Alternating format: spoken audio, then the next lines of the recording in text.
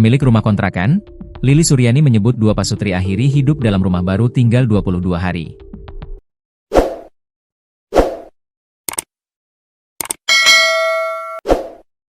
Kedua pasutri bahkan tak diketahui identitasnya lantaran belum menyerahkan identitas KTP. Pasutri pria diketahui bernama Surya, bekerja di salah satu showroom dealer di Sungai Panas sedangkan sang istri hanyalah ibu rumah tangga.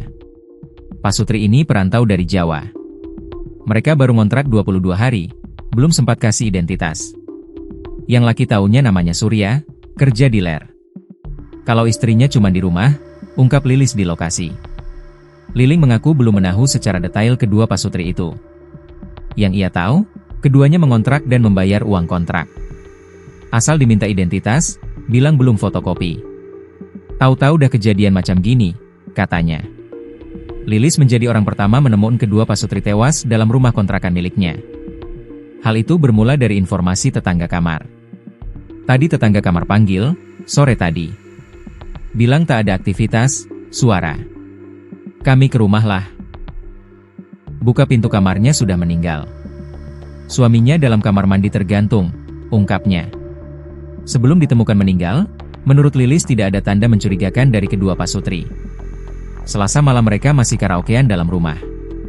Macam tak ada masalah lah. Tapi udah begini sekarang, ucapnya dengan kaget. Hingga kini, jenazah pasutri masih berada dalam rumah. Warga masih berkerumun. Tim DVI Polda Kepri turun langsung melakukan olah TKP.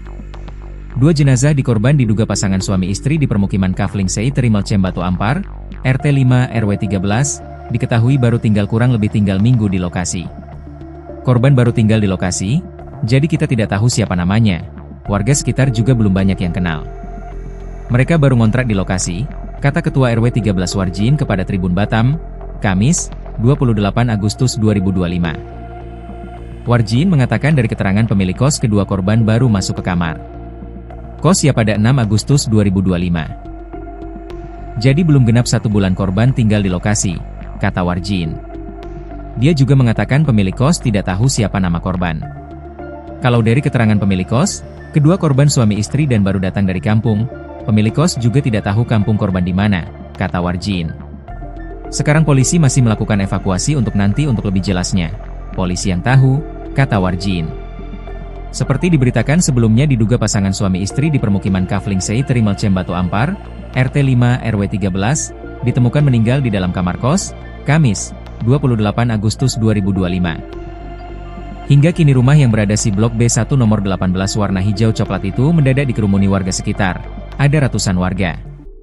Polisi terpaksa memasangi garis polisi, namun jumlah pengunjung terus berdatangan. Sejumlah polisi dari Jatanras Polresta turun ke lokasi mengelilingi rumah.